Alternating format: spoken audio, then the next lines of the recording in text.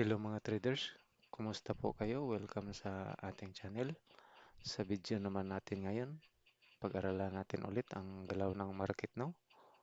Kasi ito yung pinaka-importante nating maintindihan para madali natin i-predict kung saan tayo pumasok.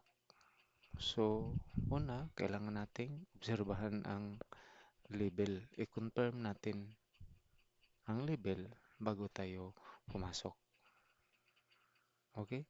Para more chances tayo na manalo. Okay, sa sa example, dito,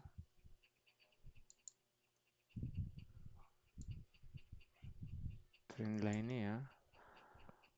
So, dito, ang structure niya, di ba? Nag-create siya ng higher high, higher low, higher high. Tapos na basag ang level dito. Okay? Tapos, nabasag, pumasok ang buyers. Niretest niya ang level dito. Okay, pero hindi pa natin alam kung mag-reverse agad ang market dito. Pwedeng continue pa dito hanggang dito, i-retest niya hanggang dito. Okay? Saka bumaba. Kaya obserbahan natin ang ang reaction pag nasa level. Okay? So tingnan natin ang next candle kung ano. Okay?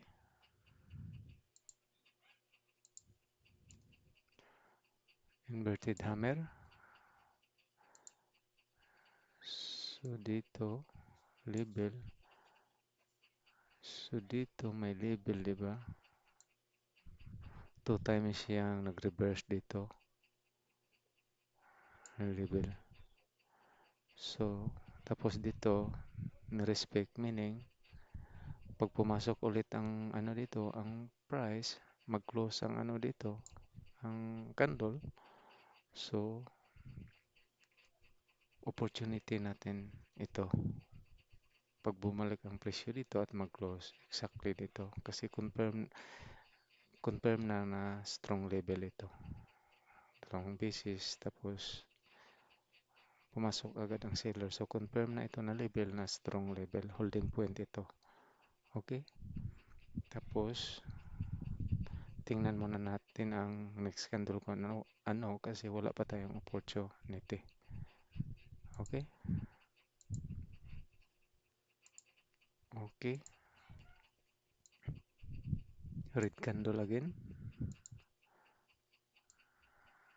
Red candle. Dito may level dito. Confirm na ito na level. So, ito yung opportunity natin. Dito tayo pumasok pag bumalik dito ang presyo. Tapos dito, walang level. Dito, so hindi pa natin alam ito kung gaano kalakas, no? Kung i-respect ba niya ang dito, ang level, ang presyo. So, pwedeng pumasok ulit ang sellers hanggang dito kasi ito yung level. Dito yung mga buyers, di ba? Pwedeng pumasok siya hanggang dito. Or kung i-respect ito, pwedeng pumasok ang buyers dito. Pero hindi pa natin alam. Kaya obserbahan muna natin. So wala pa tayong opportunity. Okay? Okay. Engulfing candle, strong green candle. Strong green candle. Dito. Meaning, ni-respect ang level dito. May mga buyers dito. Pero hindi pa natin ito maasahan. I-confirm muna natin ito kung gaano ito kalakas. Okay? Kung pumasok ang dito, market ulit at mag-close dito, tapos pumasok ang buyers dito, So, confirm na na holding point ito malakas na level. So, dito, tingnan muna natin ang galaw ng market. Okay? Okay. Red candle. May rejection siya, no? Dito.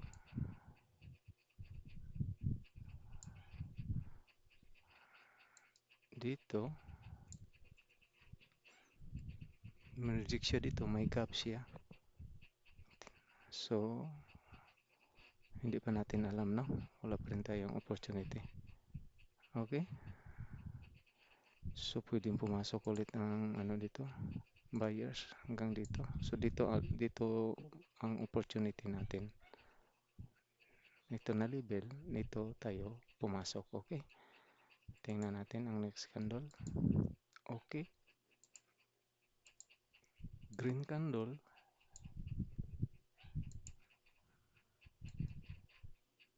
So, nireject siya galing dito. So, meaning, confirm na ito na strong level. Trusted level na ito. Hinold ang price dito. Kasi pumunta dito ang ano, price. Pumasok ang mga buyers dito galing. May rejection, di ba? So, meaning, confirm na ito na holding point trusted level. Pag bumalik dito ang presyo, pumasok na tayo. So, ngayon, dalawa na ang opportunity natin dito. Okay? Okay, tingnan natin ang next candle. Dito, pumasok ang ano pala dito, ang sellers kasi may label din dito, di ba? Kaya pala may label din. Okay. Okay, tingnan natin ang next candle. Okay. Red candle.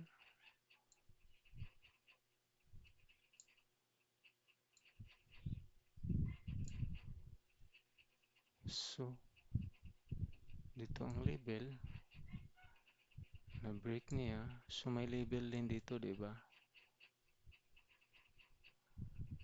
So, ito, confirm ito na trusted level, strong level kasi dalawang beses dito, create ng double top, tapos strong sellers, ni-respect. So, meaning sellers area, holding point ito. So, ngayon, nasa level, confirm ito na level na sellers area, holding point, then reversal candle. Okay? So, sellers area, so meaning, ito na ang tamang entry natin. Ito yung tamang opportunity. Okay? Confirm ang level, tapos may confirmation rin tayo nga candle, reversal candle nasa level. Tapos may gap dito yung buyers, di ba? So, meaning confident tayo pumasok dito. Okay? Tingnan natin. Okay.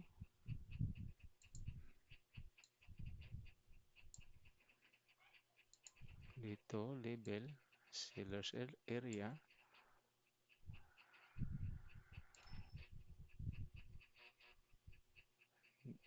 Dito may level. So, dito, nag-close siya sa level. So, expect tayo na pumasok ang buyers kasi holding point ito, buyers, di ba? Nag-close sa level. Okay? So, mas maganda hintay tayo ng confirmation candle. Alam natin na confirm level na ito, mas magandang maghintay tayo ng confirmation candle, reversal candle. Pero pwede din tayong pumasok dito kasi alam natin na buyers dito, holding point ito. Okay? Then, pag nabasag pa ito, dito, nag-close ang candle dito. So, expect tayo na pumunta dito ang price. Okay? So, tingnan natin ang next candle. Okay, green candle,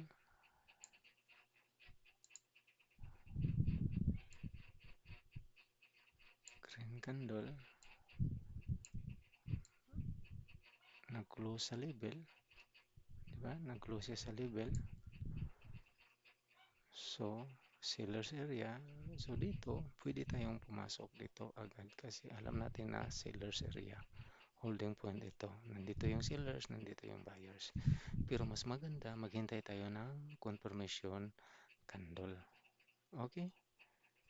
So, tingnan natin ang next candle.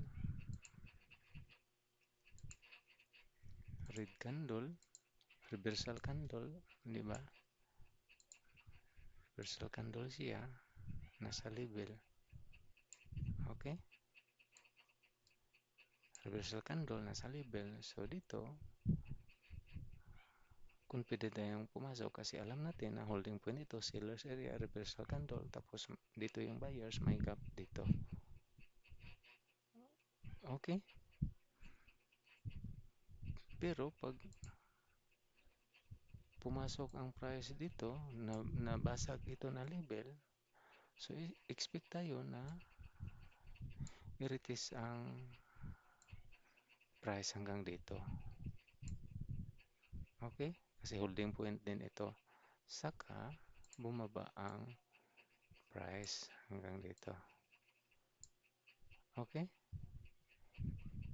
So, tingnan natin ang next candle. Okay. Red candle. So, nabasag na ang level. Okay? So, wala na tayong opportunity. Okay? Nabasag na ang level. Hindi natin alam kung